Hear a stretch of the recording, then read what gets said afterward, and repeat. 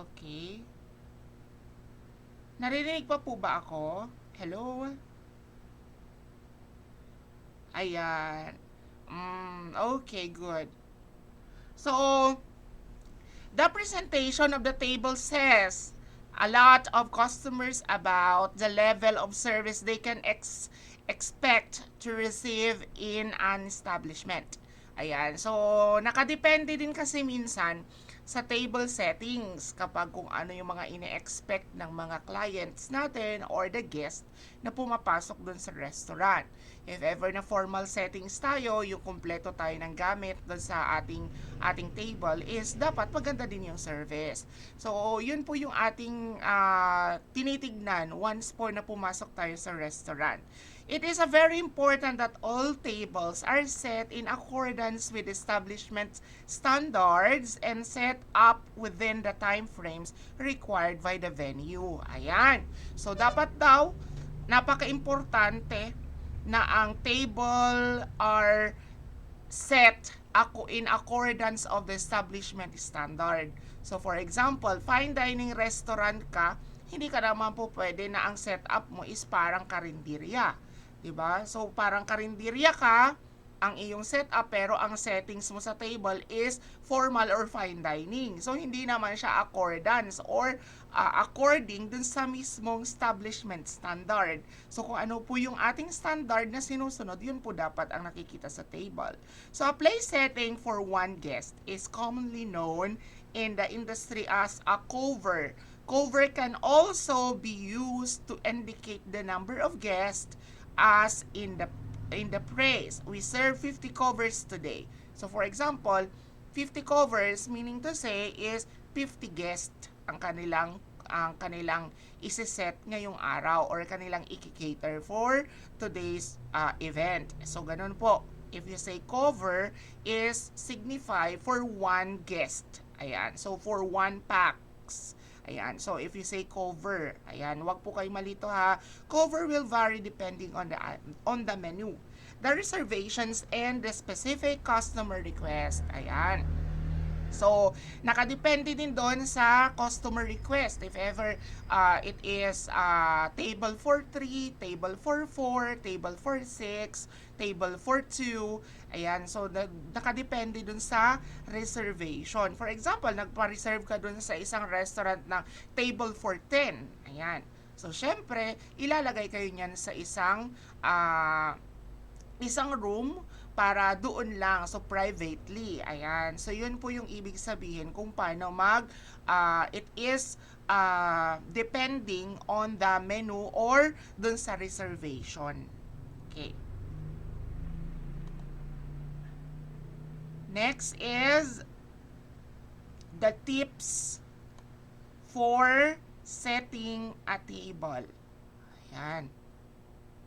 So, tips on setting up the table. The following provide guidelines that may be adopted when setting a table.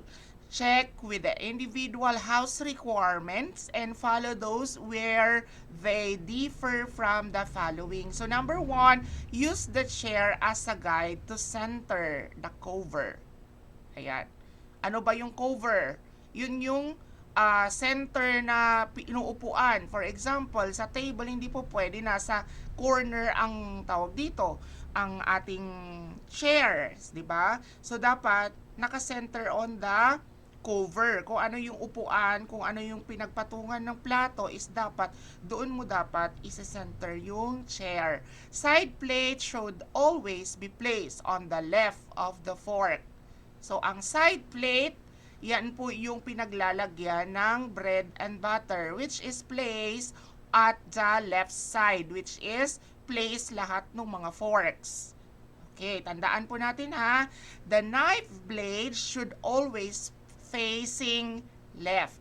Ano ba yung knife blade? Yung talim ng mga kutsilyo natin is dapat nakaharap sa left side. Okay? Sufficient space should be left between the knife and the fork for the meal to be placed down. There is approximately 25 to 30 centimeters depending on the size and shape of the main course plate. So, madaling salita lang dyan, mayroon siyang designated and specific spacing sa bawat nilalagay na mga cutlery sa gilid ng mga plato.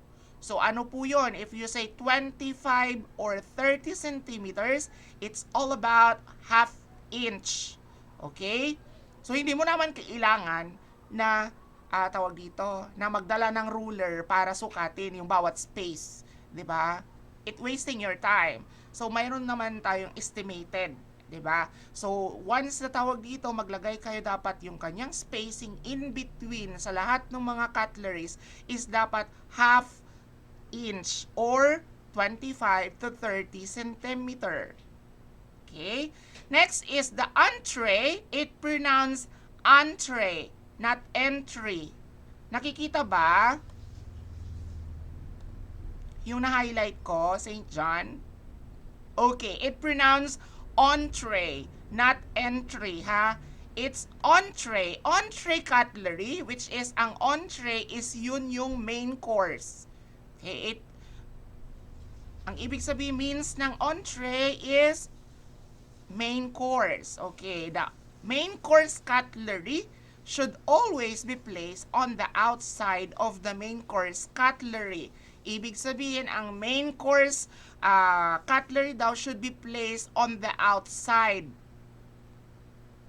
Ibig sabihin, sa pinakalabas ng tawag dito, ng settings. Hindi po pwede na tawag dito dun sa pinaka gitna or something or pinakauna dun sa tawag dito kasi nga from outer gilid siya.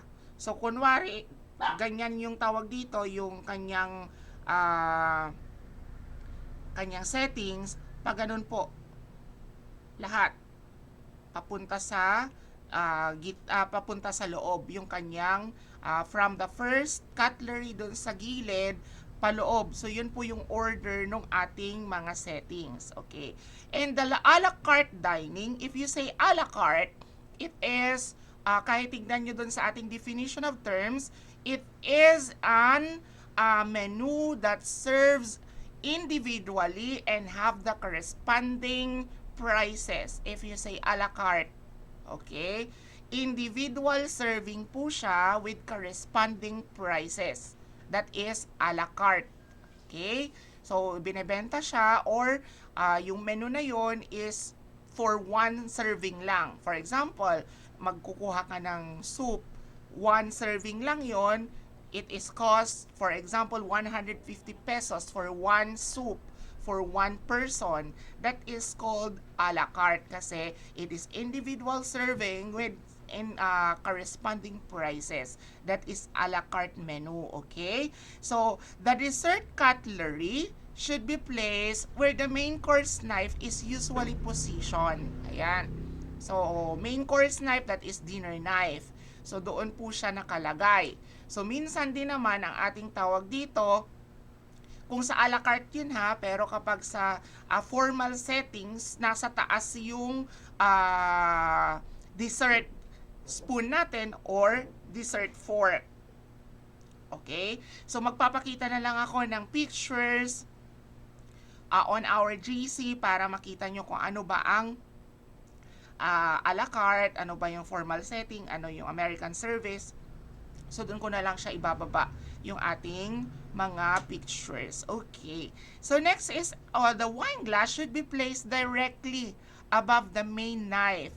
Ayan. So, yung ating tawag dito, yung ating wine glasses or yung ating mga water glasses is placed at the top of the dinner knife. Ayan. So, ang ating landmark or ating pinaka-main points kapag naglalagay tayo ng baso doon, ang ating tawag dito, ang ating water goblet is placed at the top of the dinner knife. It's all about half an inch dun sa pinaka-tip ng dinner knife. So, doon mo ilalagay yon and then para malaman mo kung ano yung position niya lahat. So, wag nyo pong kalimutan na ang water goblet is palaging nasa taas or above the dinner knife. It's all about half inch ang kanyang spacing dun sa tip at